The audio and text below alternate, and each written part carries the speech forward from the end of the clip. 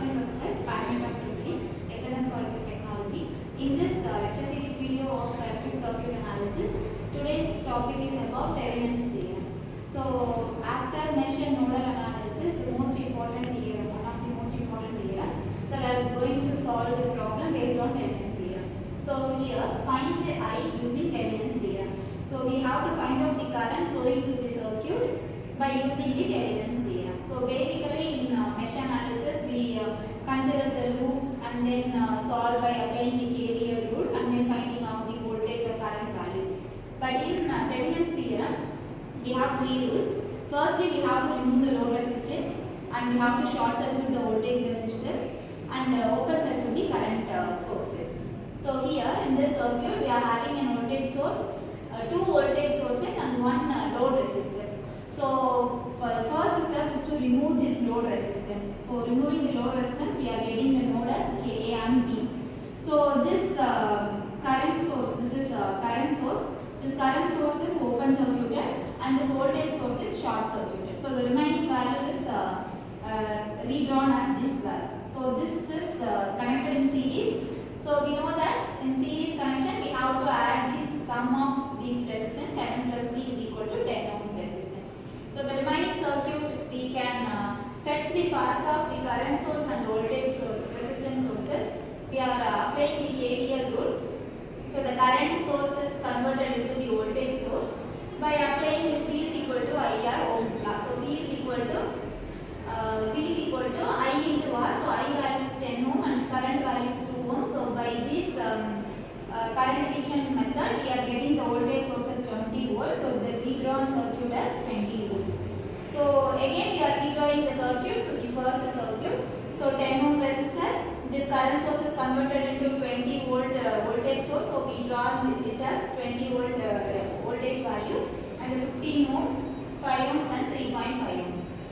So again we have to remove the load resistance for finding out the R Thevenin's value. So we remove this load resistance. By this we can get I is equal to 3.5 divided by 5. So the voltage source across the 5 ohm resistance we can get the I value. So I is equal to 0.7 amps. So by applying KVL, so normally we are applying the mesh analysis by applying KVL. So this 5 ohm resistor plus 0.7 ohms plus Thevenin plus 20 volt is equal to 0. By cumulatively simplifying this method, we can get the Thevenin's value is equal to 0. So we have to find out the Thevenin's value alone, so that we are considering this as this side. So Thevenin is equal to minus 23.5 volt. So we find out the R Thevenin value and Thevenin value.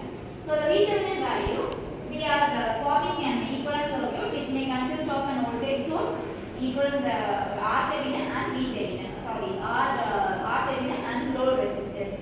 So here in this circuit we are find out the Thevenin value, but the main motive of the problem is to find out the current value I. So that go ma'am. Okay.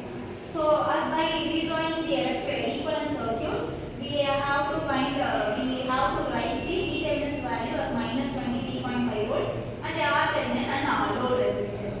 So here the main motive of the sum is to find out the current value across these resistors. Initially we are having two sources and one load resistance. This load resistance is 15 and Thevenin is minus 23.5 and the R Thevenin is equal to 10. So we know that. So finally we have to apply the Thevenin value formula where I is equal to Thevenin divided by R Thevenin plus RL. So load resistance, R Thevenin's value and Thevenin is equal to Thevenin. We find out that minus 23.5 divided by R Thevenin is 10 plus RL is equal to 15. By substituting this value we can find out the value of I is equal to minus 0.94 amps. So this Thevenin's circuit is the basic method. The Thevenin theorem is the basic method to find out reciprocity theorem and maximum power transfer theorem. So maximum power transfer theorem we have already discussed that nothing. The steps are all steps are involved in the maximum power transfer theorem. Additionally, we have to find find out the power value. So power is equal to I squared by R value we have